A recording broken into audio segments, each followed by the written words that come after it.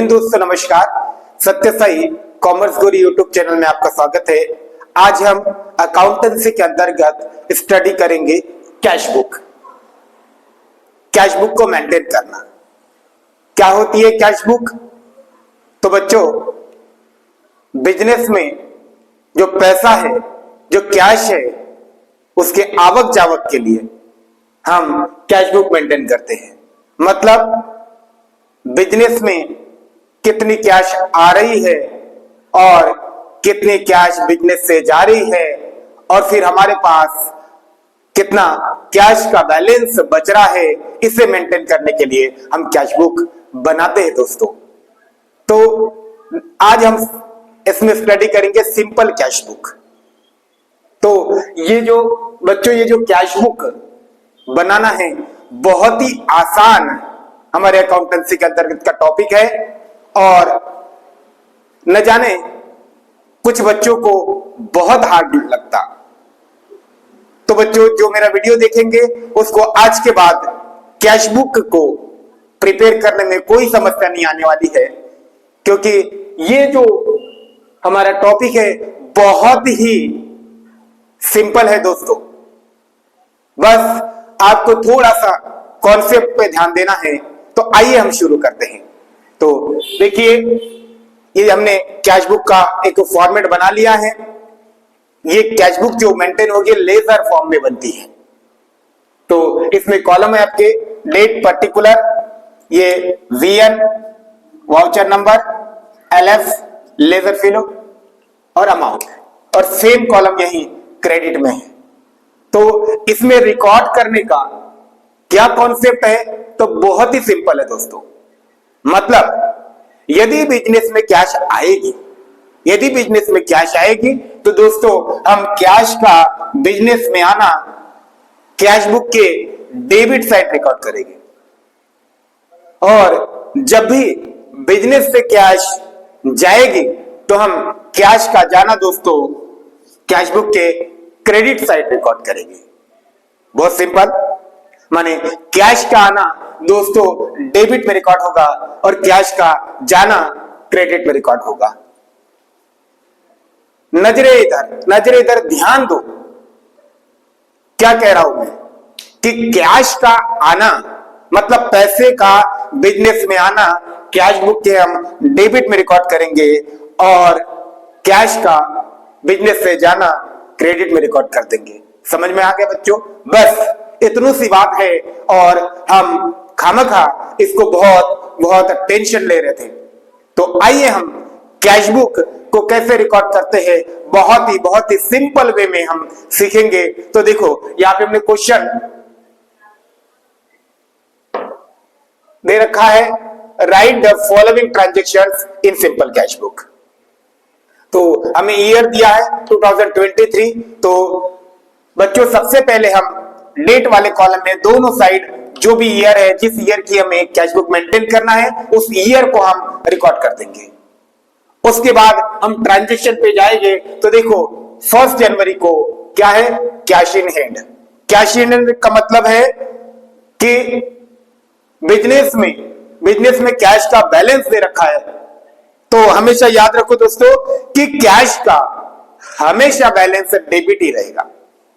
उसका कैश का बैलेंस ध्यान से हमेशा डेबिट ही रहेगा।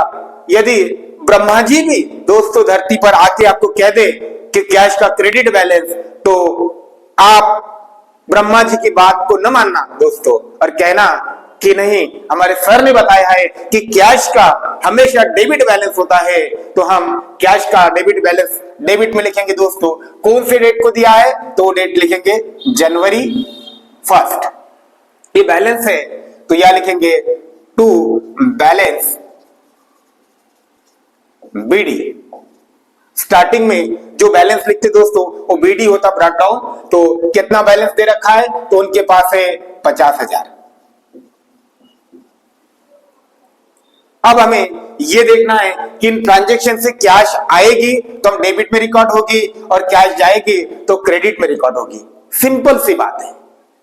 तो देखो ना, यह है 3 जनवरी को पेड टू राम। तो बताओ ना, हमने राम को पेड किया तो कैश आई बिजनेस में की गई? अरे सर पेड किया तो कैश जाएगी ना, पेड कर दिया माने कैश जाएगी, तो उसका रिकॉर्ड होगा दोस्तों क्रेडिट में। तो क्रेडिट में रिकॉर्ड होगा कितनी पेड की, तो लिखेंगे अमाउंट में सबसे पहले दोस्तों तो 5000।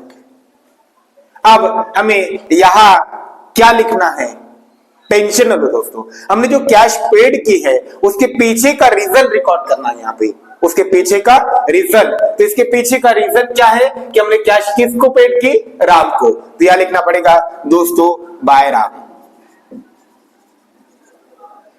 और जो भी डेट है वो डेट लिख देंगे जनवरी 3।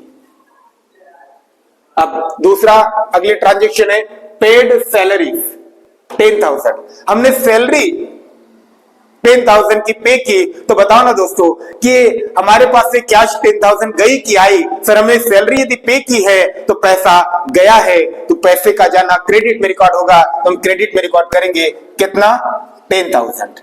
जो सैलरी गई उसके पीछे का रीजन माने 10,000 गया, उसके पीछे का रीजन है क्योंकि सर हमने सैलरी पे किया तो सैलरी के नाम से रिकॉर्ड होगा बाय सैलरीज अकाउंट।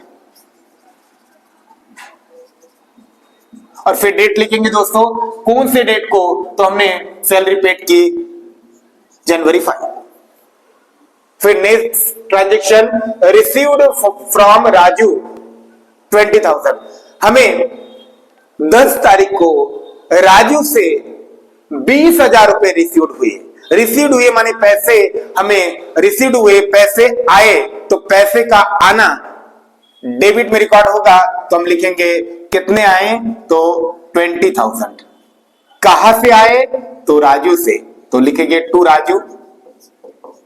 और डेट लिख देंगे कौन से डेट में आए, तो 10 जनवरी। फिर नेक्स्ट ट्रांजेक्शन है कि कैश सेल्स। तो बताओ ना, कैश सेल्स का मतलब हमने गुड्स को कैश में सेल किया दोस्तों। तो कैश में हम यदि गुड्स को सेल करेंगे तो सोचो ना पैसा आएगा या जाएगा? सर गुड्स को सेल करेंगे तो कैश आएगी, तो कहां रिकॉर्ड होगी दोस्तों, डेबिट में रिकॉर्ड होगी। कौन सी बड़ी बात है, तो ये है 30,000 कैश हमारे पास आ गई, तो हम डेबिट रिकॉर्ड करेंगे। और ये 30,000 आने का पीछे का रीजन है दोस्तों, और वो है हमारा सेल्स अकाउंट, कि हमने सेल्स कर दिया। तो कौन से डेट में, तो ये दोस्तों 15 जनवरी। अब नेक्स्ट ट्रांजेक्शन है बॉट फर्नीचर ₹15,000। हमने 15,000 का फर्नीचर खरीदा, तो फर्नीचर खरीदने से कैश आई कि गई, तो सर हमने परचेस किया है फर्नीचर, तो कैश जाएगी, तो फिर कहां रिकॉर्ड होगा, कैश का जाना क्रेडिट साइड रिकॉर्ड होगा। तो कितने का फर्नीचर है, तो 15,000 का। अब ये 15,000 हमारे पास से कैश गई, उसके पीछे का रीजन है कि सर हमने फर्नीचर खरीदा, तो फर्नीचर के नाम से रिकॉर्ड होगा बाय फर्नीचर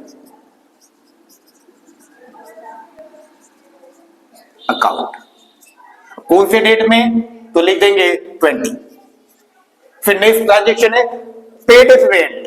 हमने रेंट पे किया, तो बताओ ना दोस्तों, रेंट यदि किराया हमने पे किया है, दिया है, तो पैसा आएगा कि जाएगा? तो सर यदि पे करें तो पैसा जाएगा, पैसे का आना डेबिट रिकॉर्ड होता है और पैसों का जाना क्रेडिट, तो हम क्रेडिट में रिकॉर्ड करेंगे। कितना रेंट पेड हुआ बच्चों, 5,000। तो ये 5,000 से हमने कैश क्रेडिट कर दिया बाय रेंट अकाउंट।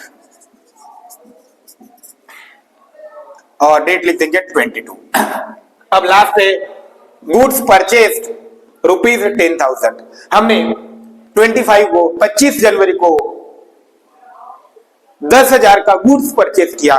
तो सोचो ना दोस्तों, यदि हम गुड्स परचेस करेंगे तो कैश आएगी या जाएगी? तो सर कैश जाएगी, तो हम क्या रिकॉर्ड करेंगे बच्चों, क्रेडिट में। कितना, तो सर 10,000 हमने गुड्स परचेस किया, 10,000 हमारे पास से कम हो जाएंगे। और इसका रीजन है कि हमने गुड्स को परचेस किया, तो दोस्तों परचेस के नाम से आएगा बाय परचेस अकाउंट। और इसकी डेट है, कौन से डेट को, 25। तो देखो दोस्तों, हमने कैश बुक में सारे ट्रांजेक्शन जो दे रखे थे हमने रिकॉर्ड कर दिए। मैं फिर से रिपीट करवाता हूं कि सबसे पहले हमारे पास कैश इन था, मतलब कैश का डेबिट बैलेंस, और हमेशा ही कैश का बैलेंस डेबिट ही रहेगा, तो हमने डेबिट लिख दिया बैलेंस BD।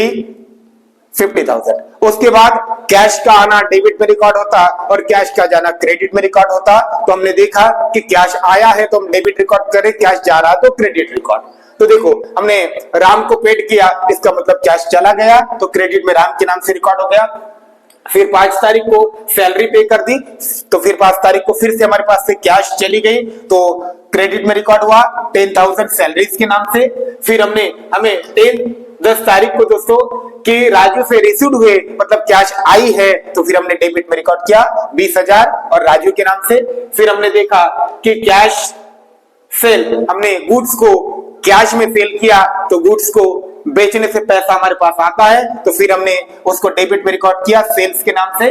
और फिर है फर्नीचर खरीदा है तो फर्नीचर खरीदने से कैश हमारे पास से जाएगी तो कैश का जाना हमने क्रेडिट में रिकॉर्ड किया फर्नीचर के नाम से।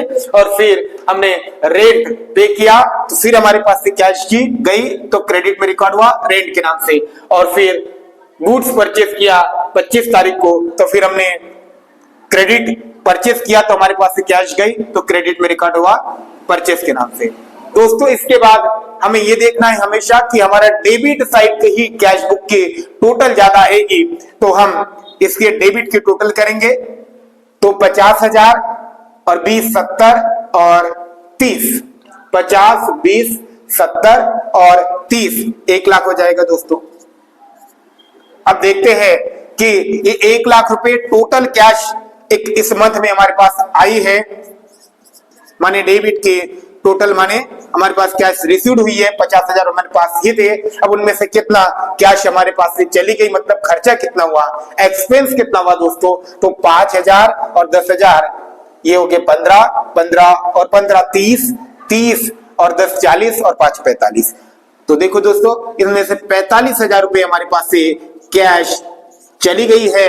अब देखते कि पैसा कैश बची कितनी होंगी तो 0 0 0 और 5 और ये 5 मतलब 55,000 हमारे पास कैश बची है तो हम बैलेंस लिख देंगे दोस्तों 55,000 और लिख देंगे बाय बैलेंस CD दोस्तों।